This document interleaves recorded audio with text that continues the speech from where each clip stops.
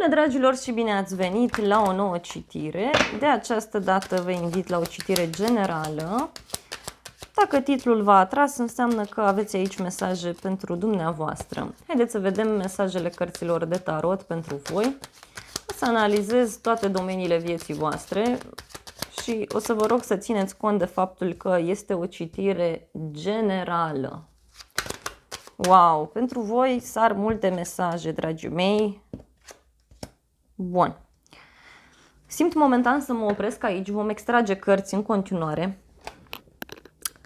Unii cred că sunteți într-o problemă foarte mare care ține de un divorț, de un contract. Văd o ceartă aici cu o haină de stat, un divorț, o neînțelegere, un proces și în alte cazuri se vede foarte intens faptul că voi în momentul de față parcă vreți să plecați dintr-o căsătorie, dintr-o situație.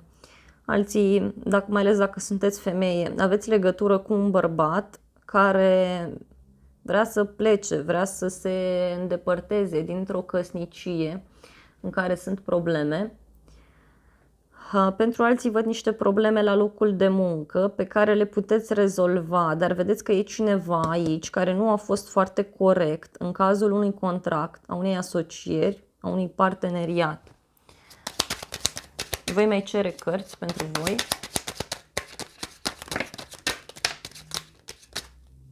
Wow! Le voi lua pe toate în considerare, cu toate că sunt multe. Mai văd aici un cadou pentru voi, dragilor, o surpriză pe care o puteți avea din partea unei instituții sau din partea unei persoane cu uniformă. Și mai văd niște vești pe care le puteți primi, iarăși foarte intens se vede acest aspect aici.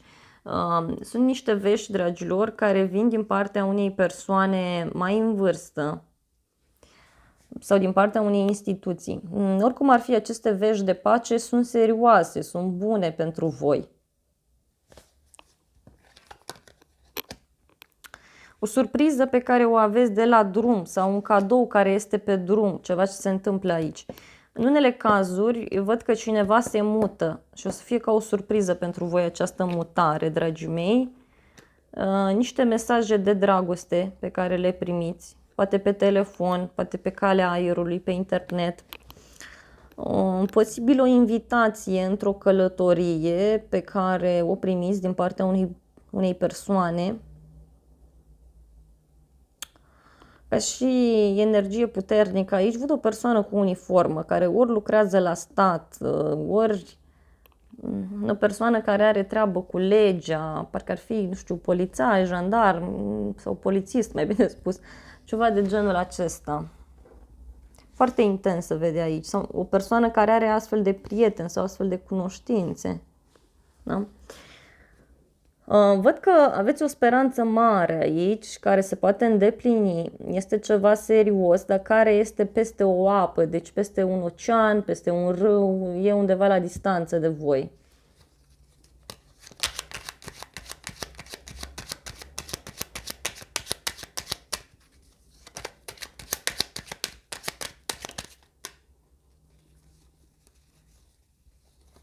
S-a întors justiția, dreptatea. Dragilor, în multe cazuri aici văd că reușiți să rezolvați ceva pe un termen mai lung, cu multă seriozitate, într-o situație care vă ține încurcați așa de mult timp. Chiar este ceva foarte serios aici. În unele cazuri poate să fie o clarificare pe un termen mai lung. Undeva la o zi sfântă, da, sau undeva într-o zi de sărbătoare, iarăși văd aici. Văd gândurile acestei persoane către dumneavoastră, ca și cum s-ar ruga această persoană să fiți împreună, să rezolve o anumită problemă, iarăși. Vedeți că aveți prin jur o persoană care are niște probleme ușor psihice, da? Încercați să fiți puțin atenți. O persoană care este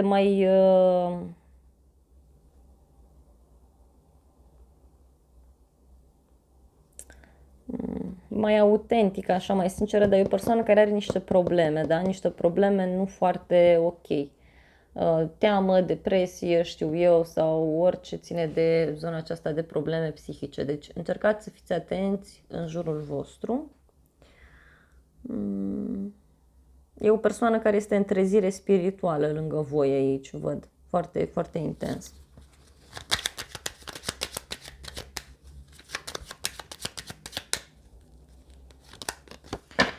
Bun, e cineva care este foarte gelos sau foarte geloasă. Ia uitați că se vede foarte clar. O persoană care stă, vă urmărește.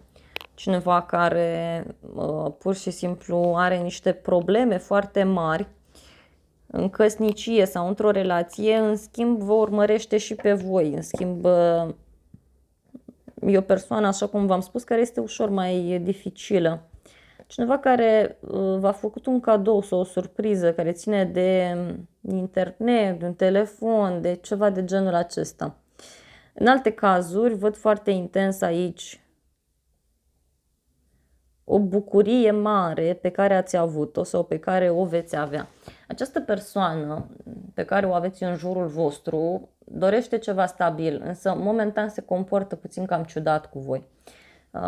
Pentru cei care sunteți singuri, aveți ocazia, dacă n-ați cunoscut-o, să cunoașteți foarte curând o nouă persoană care o să vă schimbe destul de mult viața, destul de mult perspectiva asupra lucrurilor, asupra a tot ceea ce se întâmplă în jurul vostru. Poate fi o persoană dintr-o altă cultură, dintr-o altă religie, sau o persoană care are legătură multă cu internetul sau cu spiritualitatea. Totuși, să știți că e vorba de o persoană ușor geloasă.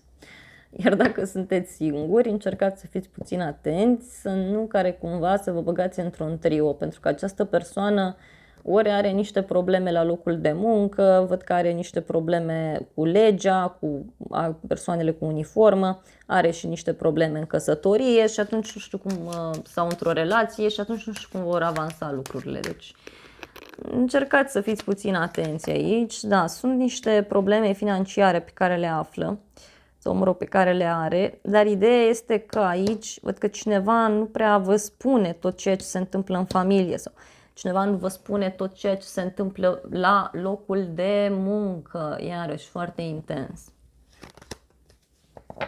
Ia uitați ce întâlnire frumoasă aveți voi la un drum cu cineva și aveți parte de un cadou, de o surpriză. E ceva ce v-ați dorit. Mai văd un bărbat aici, dacă sunteți femeie, care ar putea avea un rol foarte important în viața dumneavoastră. Pentru cei singuri, repet, poate în urma unui drum pe care îl faceți, ați putea să cunoașteți pe cineva, văd o călătorie așa undeva la munte, la mare, un weekend petrecut împreună. Totuși e vorba de o călătorie sau de o întâlnire așa mai scurtă, rapidă, parcă nici măcar nu programați, odată spuneți gata, hai acolo, hai, mergem. Ceva de genul acesta. Să vedem ce declarație primiți aici, ce vorbe.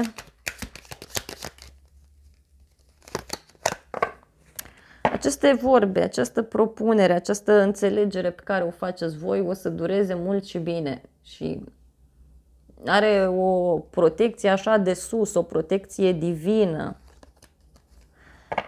Dragilor, aici auziți de un divorț sau de ceva ce se încheie, ca să spun așa, în 3-4 puncte din momentul în care vizionați această filmare. Deci oricând o vizionați este valabilă, adică 3-4 puncte însemnând 3 zile, 3 săptămâni sau 4 zile, 4 săptămâni, maxim 4 luni, 3-4 luni, ceva de genul acesta. Și lucrurile se încheie aici, se încheie pentru ceva stabil, pentru o casă. Vă căsătoriți, cineva divorțează, da? Dar văd un bărbat supărat puțin aici pe niște minciuni, pe o problemă de sănătate, pe un copil.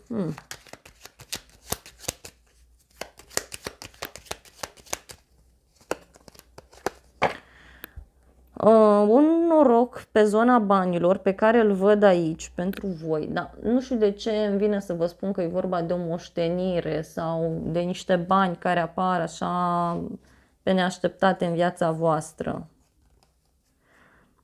Totuși văd o supărare din partea unui bărbat, niște probleme de sănătate, niște minciuni.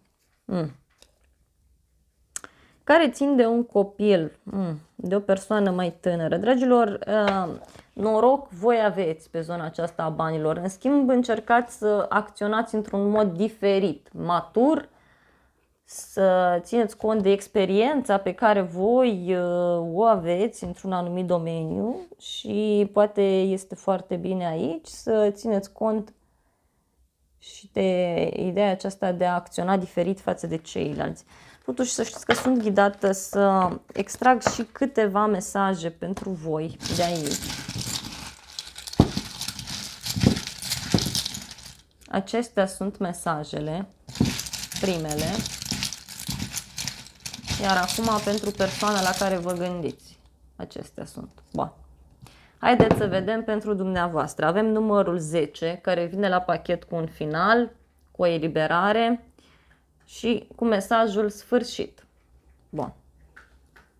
Apoi avem bărbat tânăr, un nou început și avem luna martie sau zodia berbec, zodia pești.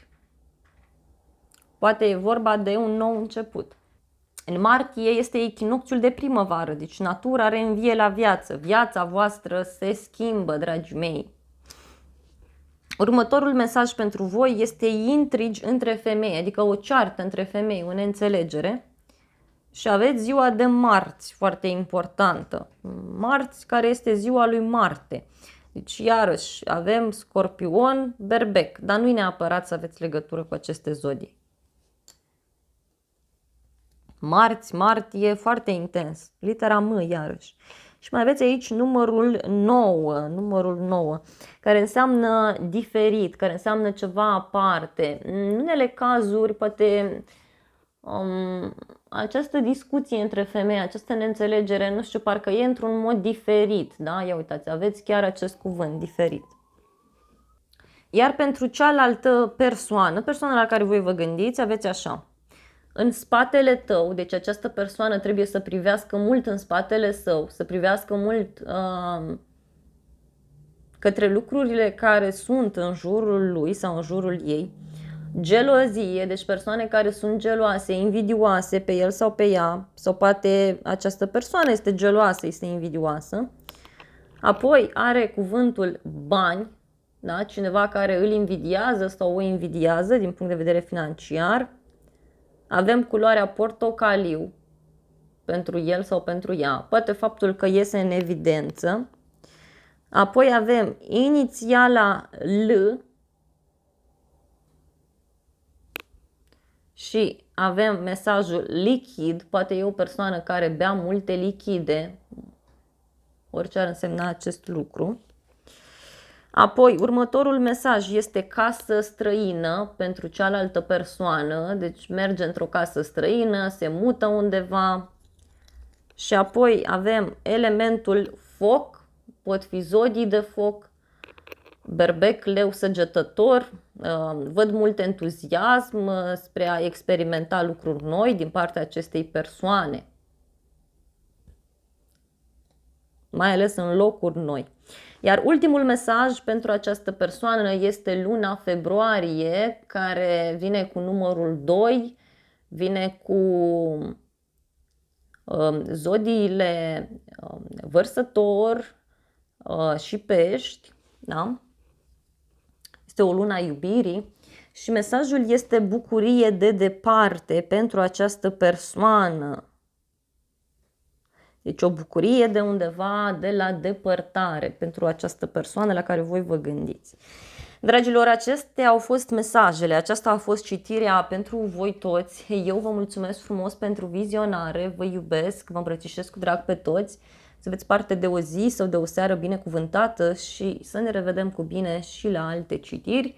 Nu uitați să apăsați butonul de like, să vă abonați canalului. Dacă vreți să fiți la curent și cu alte citiri, abonamentul la canal este absolut gratuit, împreună cu apăsarea clopoțelului. Vă îmbrățișez și să aveți parte de o perioadă cât mai benefică sufletului vostru.